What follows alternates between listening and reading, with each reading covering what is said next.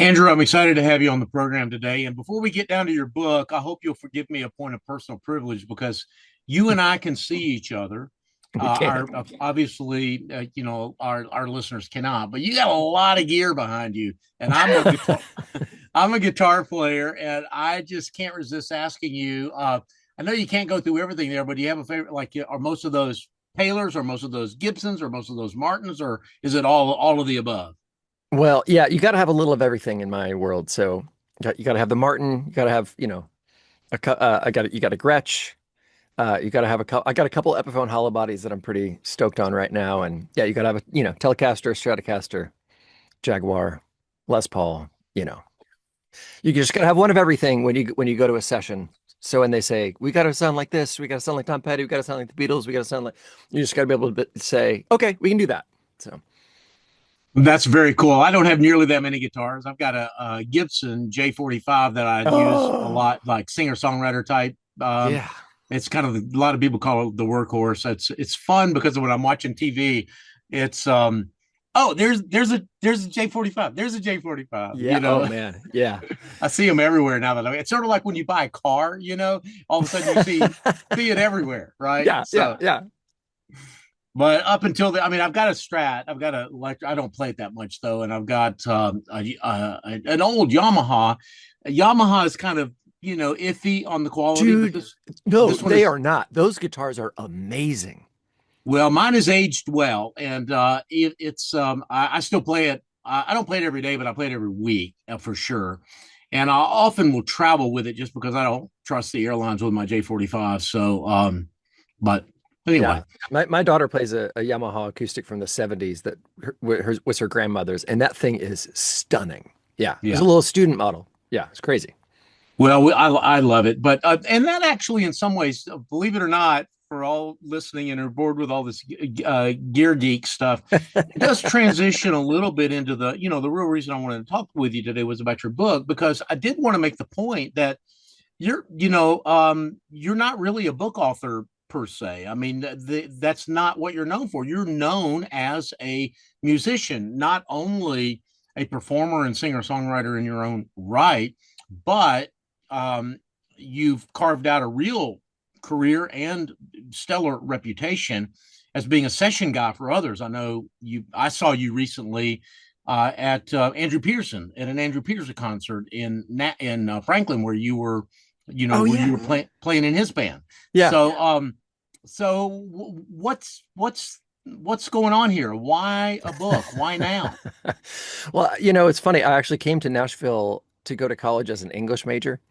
And I only went for a year because doors for music opened up really quickly, and I ended up chasing that path. But I've always wanted to write a book. That's always been a goal and a dream of mine. And uh, so when I got the opportunity to do this, I jumped at it, and I have had I work a lot with songwriters. That's been my journey for particularly the last 10 years. I've been working at record labels on the kind of executive side, helping put together albums and songs and working with producers and songwriters and particularly in more and more in the worship space, the songs that we sing on Sunday mornings. And so a lot of the songs that are sung kind of around the country, around the world, I've had maybe some tiny little part in. And I've had more and more conversations with songwriters who, though their songs are being sung around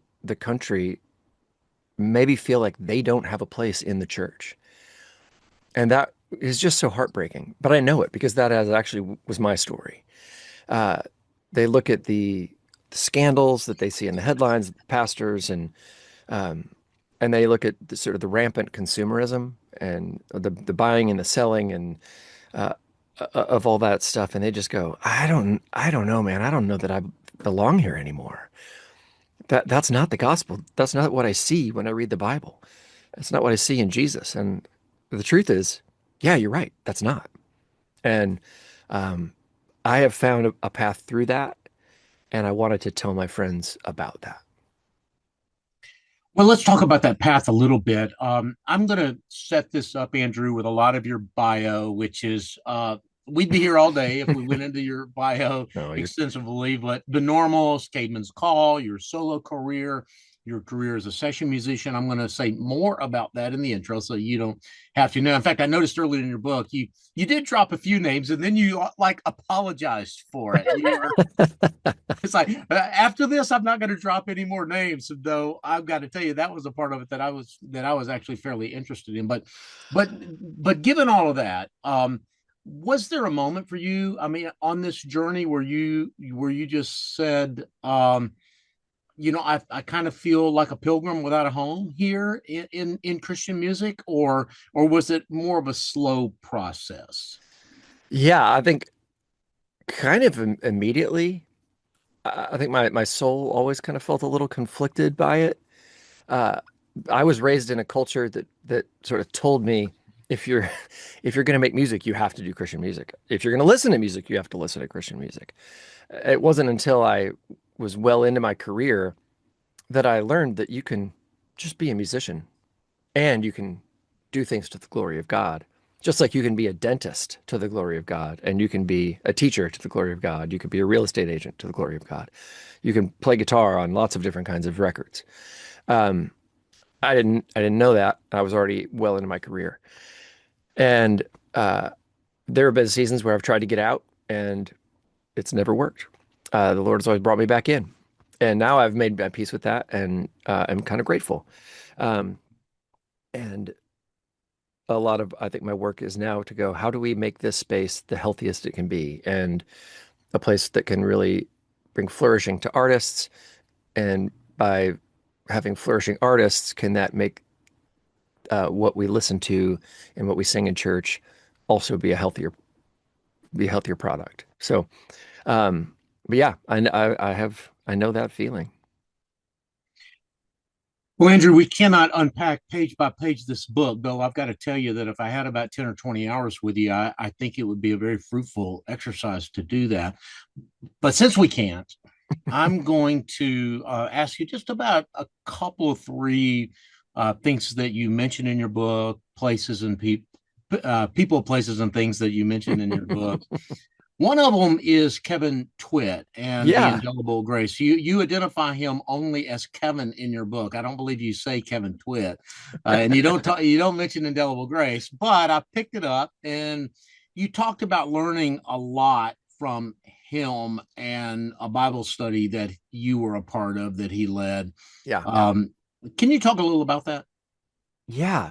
So there's this, when I was college age, I got involved in this college Bible study, Sunday school class at this Presbyterian church down in Franklin. And there was the RUF, which is the Reformed University Fellowship, the college ministry of the PCA. There's this college minister who was an incredible teacher, and kids were kind of flocking to him. And he was a crazy great guitar player. And he was fascinated by these old hymns. And what he was doing is he was taking these old hymn lyrics that maybe had really, really old music and saying, let's write new music to this so we can sing these. And so he would grab all of us kids, which ended up being people like Sander McCracken and um, uh, a lot of other artists that you would know, or people that have produced records that you've heard. And we would all be just writing new music to these old songs. And that became this movement called Indelible Grace. We've made, I don't know how many records now. And those songs are sung around the world. And that is really just our college Sunday school class. And we still, like, kids just keep adding to it. I just sang on the new record 2 or 3 weeks ago with a girl who's, I think, 20. We did a duet. I'm 46 now. And it was so fun because, like, she's still in college. And we sang this song that's 300 years old together. And that is so fun to do this intergenerationally. Well, it seems to me from reading your story, from reading the book, Andrew, that in some ways that experience with Kevin and taking these 300-year-old, hymns, and what was in some ways kind of a gateway or an on-ramp for you into into this ancient future faith, as you might call it. And I know, for example, now You go to an Anglican church, which is very intentional about sort of that ancient future faith, and using liturgy and services, ancient words in contemporary settings, so to Yeah, speak. Can you say more about? Do I have you right in that? First of all, is that accurate? absolutely. I think there's, I mentioned earlier that there are a lot of people who maybe have sort of a mistrust of the consumerist mentality that can be surround some of the church world that we see. Um, Whether that's, TV preachers or that maybe can show us the worst of that sometimes. But even just billboards on TV of shiny happy families, and we know we're driving in our car and our family does not look like that today, right? Right. And sometimes Well, that feels aspirational, sometimes it just hurts us, right? yeah. Well, and even if it's not an extreme like that, even just a normal contemporary service these days, the old joke is it's, a rock concert followed by a TED talk. It's Yeah. even just kind of a normal evangelical service Yeah.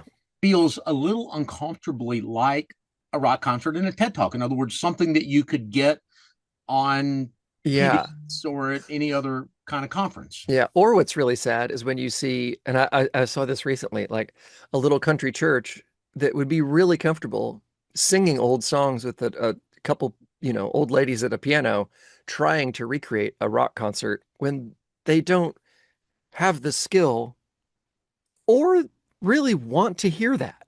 They just feel like they have to because that's what everybody's supposed to do now. And so you got people trying to do a thing that nobody really likes because they just, I don't know, I guess this is what church is now. Like, no, it doesn't have to be that. Yeah. You can Yeah. still be what you want to be. But all that to say, there is this growing movement and hunger, and you see it just all over the place of people that are looking backwards. And this is not necessarily looking for things that are old fashioned. What it is it's looking for things that are sort of pre-commercial, because I think there's a sense that we can kind of trust things that have just lasted longer, that we know aren't kind of being sold to us, that aren't being marketed to us the way that all these other things are being marketed. Because we Yeah. just live in an age where everything is marketed to us. Our food is marketed to us. Our clothes are marketed to us. Education is marketed to us. Like the news is marketed to us. So we don't want Jesus marketed to us. And so when we find that, hey, this prayer was written in the year 400, we go, oh, I could probably trust that. What can I learn from this? That seems different, you know? Yeah. Um, Well, I love what that word pre-commercial. I've never really heard that expression before, but I'm going hmm, to start using it from now on, and I may or may not attribute you, Andrew. So just be prepared for that's that. it is not But my I word. love that idea of something was written 1,000 years ago. We can trust it.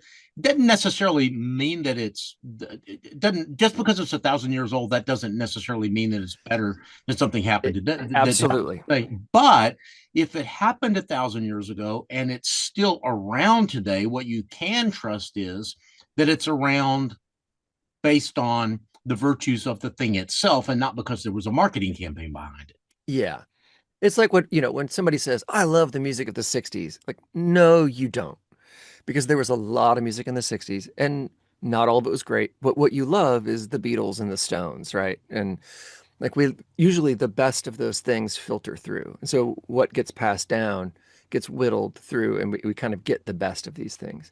Yeah. And what's been interesting, the more I study this stuff, and I'm working now on a project around the Book of Common Prayer, and I'm just looking through all these ancient prayers, and they're in this Old English or they're being translated from Old Greek or Old Hebrew, and all these and thous, and they just feel so daunting and foreign.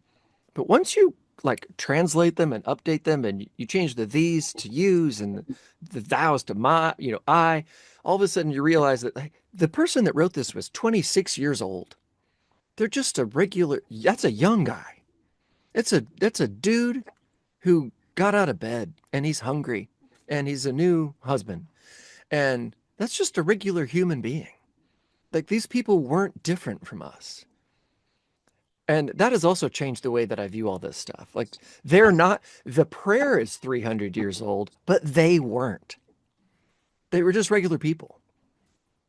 That's wild to me. I think that's beautiful. Andrew, I'm going to pivot in our conversation because one of the other things that stuck out at me at that about your book was that it wasn't the book was not, shall we say, airy fairy, castles in the sky, um, kind of a abstract. And one of the ways that you made it real, um, one of several ways that you made it real, but one I want to ask you to talk about right now are your daily walks Mm, around Radnor Lake. yeah. And Ken, I was struck by how that became a recurring theme in the book, and and I was struck by it because it seemed to root you in place, in Mm. reality, in the physicality of your world and the world around us. Again, do I have you right in that? And can you say more about it? Yeah.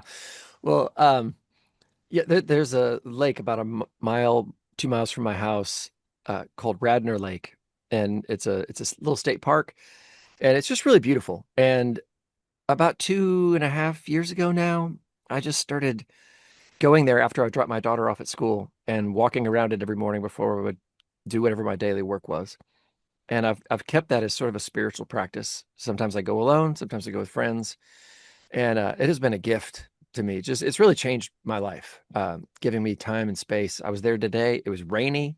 Literally, there was one other car in the parking lot. I went with picked up my friend Rob, who I also talk about in that chapter about place.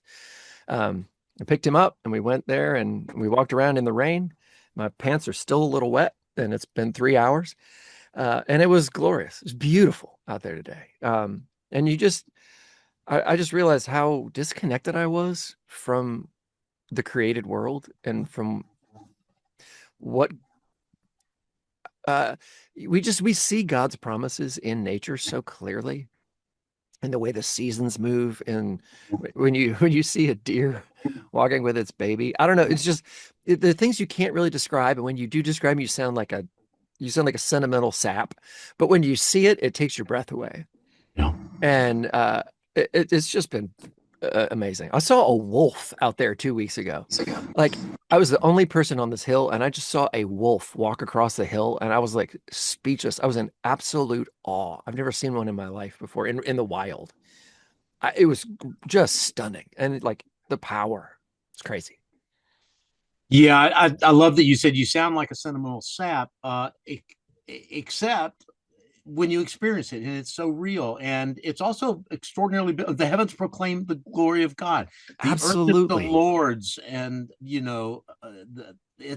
there is so much in Scripture that moves us in the direction that you're describing, hidden in plain sight in Scripture, and yet somehow we ignore it. And I, and that causes me to pivot just a little bit more to ask you another question that about a line in your book that really stuck out with me. Because in some ways, what you're describing on your walks is in your body, in your life, Mm. you are following advice that you got from Ben Shive, um, who was a band leader Yeah. for the Behold the Lamb of God, and also a great musician and producer himself. But he Oh man. told you to play the rest. That Yes. I think he basically, if I'm remembering the story right, Andrew, and I don't want to steal your thunder, got a lot of great musicians on the stage, and there is a tendency to noodle in the spaces of the melody, and he basically said, no, don't do that. Play the rest. Let the music breathe. Let the silences speak as well. And it sounds to me that, first of all, I really resonated with that advice Mm. just musically, but also it's a good way to live as well. And it seems to be that those walks around Radnor Lake in some ways are helping you to get reconnected with that every day. Is that right? Wow. Yeah, absolutely. And first of all, thank you for actually reading the book. That's just incredible. Like I get to like you really read it. Um Yeah, yeah, you're right. Ben is just an absolute musical genius and a deep, wise soul. And I've learned most of the musical geniuses I know are also deep, wise souls. They sort of come hand in hand. But yeah, there's this thing that I have learned that when I step into a musical situation as somebody who's played my whole life, my whole career, that often I walk into a situation maybe a little insecure, and the way I deal with that insecurity is I play too much because I'm trying to prove, look, I'm good. Look what I can do. I'm going to show you everything I can do. I'm going to prove it to you and to myself that I'm good. And often that means I'm just more prone to making mistakes. I'm stepping over other people and making kind of a mess of things. And even in a professional way, maybe an audience might not really notice that much, but the other musicians notice, you know. And when we go on tour, the truth is that we maybe have, 8 musicians on stage, and we're all doing that a little bit. And so Ben is our band leader. Usually after the second or third show of our tour every year, he's like, "Okay, guys, we're all doing this. Let's just calm down and just play the rests," which is what we call it in the music world. Just listen to each other, breathe. You don't need to you don't need to prove anything. You're good. We're here. We're okay. And everybody calms down and we just play less, listen to each other more, and the whole show gets elevated. The music gets elevated. We hear each other, we care for each other. We essentially are caring for each other the way we play. And it is so much more fun and life-giving. And you almost end up like having it's like a contest to see how little you can play. And yeah, I can go on about that forever, but Yeah. it really is the spiritual analog to prayer and learning to listen. And so much of prayer for me, for most of my life, has just been talking and talking and talking and talking. And I'm starting to learn to listen. And what does that look like? I, I don't always know, but it often just is like being quiet and waiting to see what happens. And that's a discipline. Andrew, one other life experience that you've had that I'd like to ask you about briefly before we go is one that you wrote about in your book. Otherwise, I might be a little reluctant to ask you about it publicly, but you've already opened that barn door, and that is your wife's Hmm. cancer. Yeah. You described some of that journey in your book. But first of all, let me just ask, how is she doing? And what have you and your wife and your family learned from that experience? Well, thank you for asking. What have we learned? I don't totally know. We're a little over 2 years into the diagnosis. We're probably 5 years into the experience. Um, she's got a sort of rare and aggressive form of a blood cancer called multiple myeloma. Um, it is pretty brutal. So can't drive, can't work, can't do much. Go to chemo every week, go to physical therapy when she's able. Um, and we've had stem cell transplant. We've gone through quite a bit. We've been carried immensely by our community. I mean, we had a meal train that went for over a year. We kept shutting it down, and then it kept starting up on its own, um, like to an embarrassing degree. We were just like, this has to stop, and people kept bringing food. Um, so people have been just incredibly supportive. But yeah, it's a challenge, and I say that as it's not my. I mean, I live with it, in my house, but I'm not the one going through it. Um, but it's I don't know what exactly we're learning, but we're learning a lot. I'm watching my kids develop character, which is not always the thing you want your kids to have to develop. Um, but I'm incredibly proud of them, Yeah. and they are amazing. They've been through a lot. Well, I'm sorry that you guys are going through that. And as I said a moment ago, I would have even been reluctant to ask about it were it not for No. the fact that you did mention it in your book. And I'll just say, for myself, but I'm sure I'm speaking for many, many people who are listening and many people in your life, that we would just pray for healing, and we'll pray for peace, and we'll pray for provision as you go through this season, Andrew. And I'm Well, grateful thank that you. while you said that you may not know what you've learned, I can tell you from reading your book that as the Bible some as says in one or two places, deep calls out to deep. And when Mm. I read your book, I detect a depth. I don't know where it came from. I don't know whether it was from the cancer journey y'all are going through, or from Kevin Twid, or from years on the road. But I'm just grateful for the depth of your book. I'm grateful that you had the courage to share it in a vulnerable way, and just thank you for that, and thanks Oh, for being on the program today. I usually reserve one final question, Andrew, for interviews like this, and that is, what was I not smart enough to ask you? What is there something that you just really feel like I really wanted to say on this interview today, but Warren never had the juice to bring it out? What is that? Is there anything, maybe something that we said that you want to reiterate, or something that we just didn't get to? Is there an idea that you want to leave us with? oh, well, that you, first of all, you're an amazing interviewer, and I'm deeply honored by what you just said. And it's a gift to be on here again. I don't take this lightly. Um, I can't think of anything. I feel like we could talk about a million things. I will say, as to what we were just talking about, for people who are listening to this, uh, suffering is a human experience that everyone goes through. And I think part of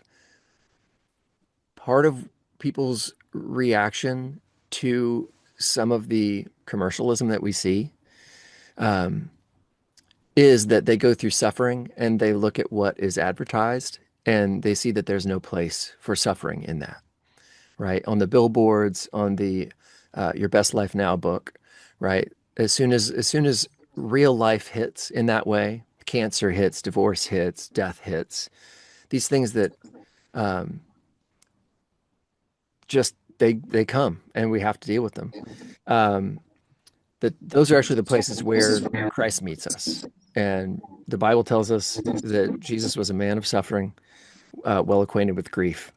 And the church, when the church is honest about that, that is actually the church at its full strength and beauty.